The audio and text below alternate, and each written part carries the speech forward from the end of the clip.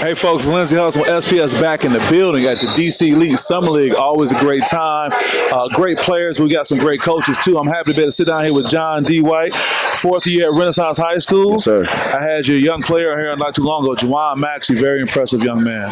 He sat down, and man, you know how it is sometimes. You have some players, some young people, when you talk to them, you like, man, you know, you representing well. But not only are you doing great things at Renaissance, you focus on the black athlete. Yeah. Let's start with that. Tell me more about that. For the black athlete, actually, the foundation of it is a book. I wrote a book entitled The Black Athlete. Yes, sir.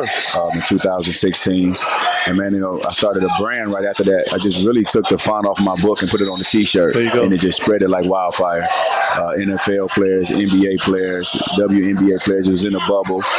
Phil Handy for the Lakers actually wore it in the bubble. And Phil Handy's a man too. that's my guy, man. Yeah, Phil. yeah.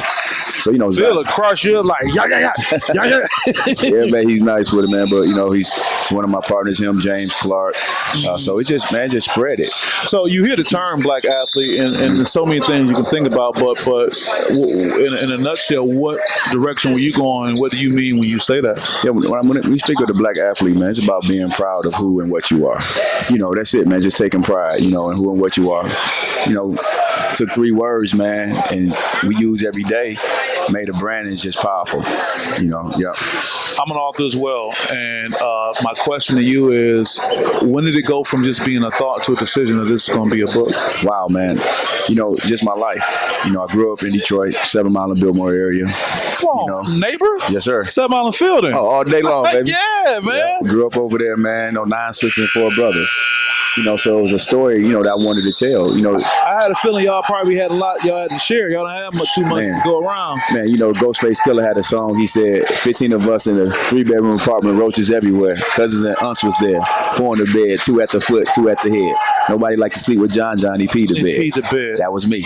You know, that was my life, man. So when I heard that song, man, you know, it clicked. You know, it clicked. And, you know, when I wrote this story, man, it was just to educate people on the journey of the black athlete, you know, the trials and tribulations we go through, man, and just give them some type of idea, man, that, you know, a lot of kids, they feel like all we have is sports and entertainment. You know what I'm saying? So it's just a story, man, that I felt I wanted to tell. Let me add another element to that. Mm-hmm. When we're being black and white spaces, it's almost like when you say the word black, you got to look around first. Facts. So you saying having a book, The Black Athlete, you are literally screaming all the time just by stating that. Talk about the psychological part of deciding that you're going to be okay with that. Does that make any sense? Yep.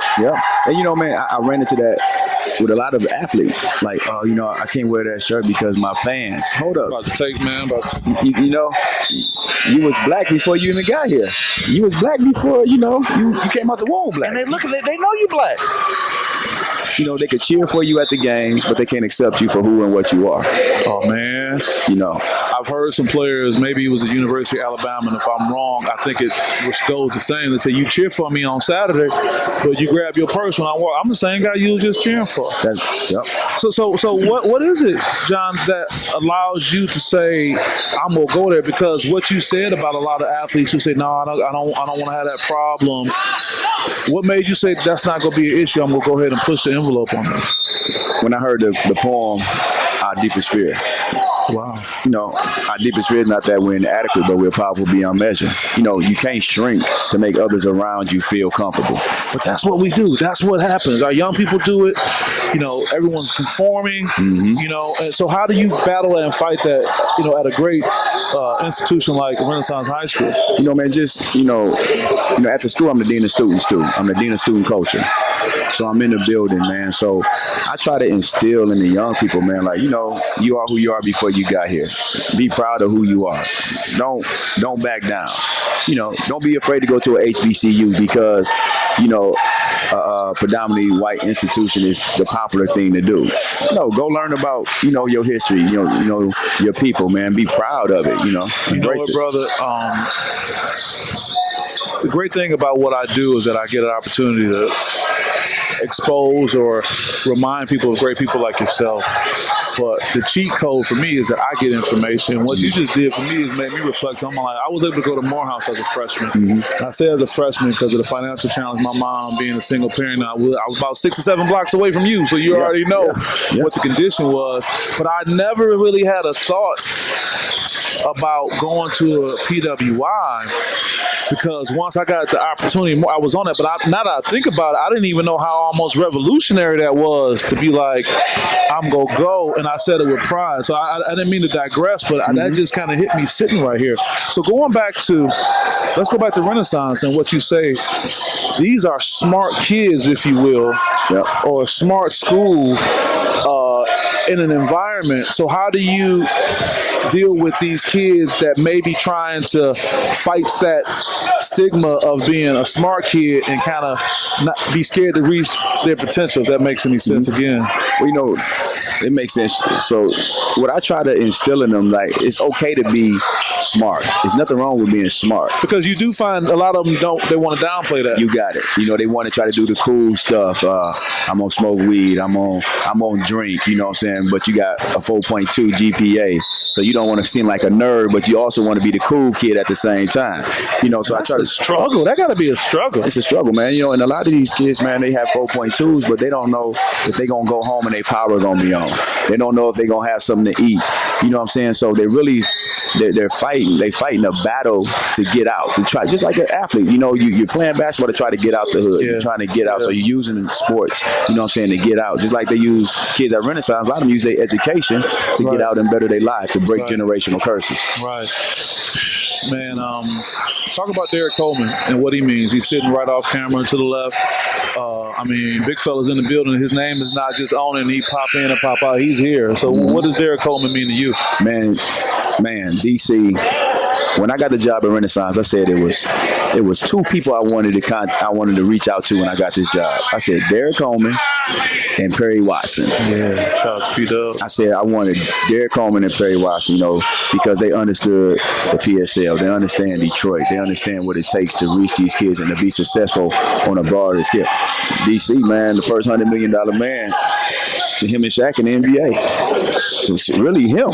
And then on top of that, when you talk about street cred in the league, you ask Shaq in interviews who was dominant. He said, "Yeah, DC threw it down on me," and he's ours. Yep. He's our DC, and he's still here. Talk about bridging the gap with the time that we have when you got a DC who's out here. He's kicking it with Twig, the coach at Persian right now. All these guys have done so much, and then you got your guys, who probably just don't even know who he is other than the name they heard. How do you help bridge the gap with that? So what I did, man, I asked DC come talk to my guys. There you go. Matter of fact, I said DC come run one of my practices. Oh wow. DC came in, put in the Syracuse zone, talk to the boys. DC, he raw and uncut. He's gonna tell you the truth, whether you like it or not. Because at the end of the day, it's gonna make you better. It's gonna, it's gonna make you stronger especially as a young black man. Right. So that's how I try to bridge the gap, man. To try to bring the then into the now.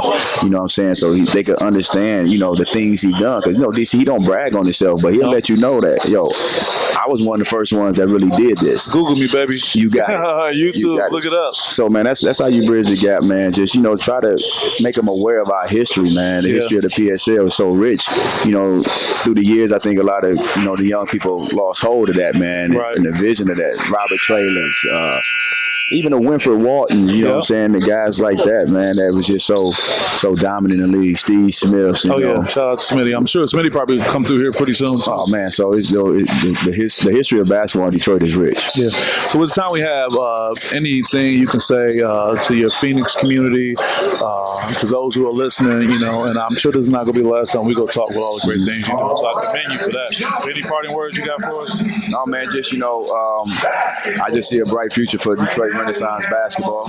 We're heading right in the right direction, man. We got a young, strong, big crop of kids, man, that's ready to do things the right way, man, and embrace, the winning culture, man, that we're building at Renaissance. I love it, man. John D. White here with Lindsey Hudson, representing the black athlete and Renaissance High School basketball. SPS at the DC Elite Summer League. We'll see you guys next time. Thank you. Hey folks, it's Lindsey Huddleston with SPS.